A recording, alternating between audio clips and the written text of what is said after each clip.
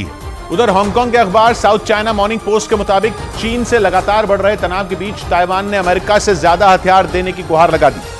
Taiwan के उप रक्षा मंत्री ने अमेरिका से और ज्यादा हथियार देने की मांग कर डाली, क्योंकि चीन का कोई भरोसा नहीं कि वो कब ताइवान पर हमला बोल दे। इसीलिए ताइवान ने अमेरिका से जल्द और ज्यादा से ज्यादा हथियार देने की मांग कर डाली। ताइवान के उप रक्षा मंत्री ने साफ कह दिया कि चीन से मुकाबले के लिए घातक हथियारों की जरूरत पड़ेगी। हालांकि पहले ही अमेरिका ताइवान की सेना को हथियारों से लैस करने में जुटा है, लेकिन बीते कुछ दिनों में चीन और ताइवान के बीच तनाव चरम पर पहुंच गया, क्योंकि ताइवान ने कुछ दिनों पहले ही अपनी पहली अपने देश में बनी पनडुब्बी को लॉन्च किया, जिसके बाद चीन ने ताइवान को एक बार फिर से धमकी दी कि वो ताइवान को एक न एक दिन हासिल करके रहेगा। लेकिन चीन की धमकी को ताइवान हल्के में नहीं लेना चाहता, इसीलिए वो अपनी सेना की ताकत बढ़ाने में जुट गया, ताकि चीन से जंग जैसे हालात बनने पर वो उससे मुकाबला कर सके।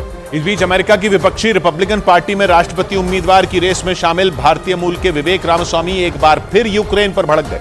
उन्होंने यूक्रेन के अपने यहां चुनाव कराने के लिए अमेरिका से फंड मांगने पर राष्ट्रपति व्लादिमीर ज़ेलेंस्की को आड़े हाथ लिया और एक इंटरव्यू में फिर दोहराया कि अगर अगले साल वो अमेरिका के राष्ट्रपति बन गए तो यूक्रेन को रूस से जंग लड़ने के लिए कोई मदद नहीं देंगे। विवेक रामास्वामी ने अमेरिका की यूक्रेन को मदद देने को तुष्टिकरण बताया और दो टूक कहा कि अगर पुतिन तानाशाह हैं तो यूक्रेन भी दूध का धुला नहीं है, क्योंकि वो अपने देश में विपक्ष और मीडिया को कुचल चुका है। उधर जापान से एक ऐसी खबर सामने आई जिससे जापान ही नहीं बल्कि पूरी दुनिया में खलबली मच गई। वहां भूकंप के जोरदार झटके महसूस किए गए, जिसकी तीव्रता रिक्टर स्केल पर 6.6 मापी गई, जिसके बाद सुनामी का अलर्ट जारी कर दिया गया। इस अलर्ट के बाद लोगों में दहशत फैल गई। खतरे को देखते हुए कुछ इलाकों को खाली करने के आदेश भी जारी कर दिए गए। भूकंप के तेज झटके जापान के इजो आइलैंड में महसूस किए गए, जिसके बाद वहां सुनामी आने का खतरा बढ़ गया।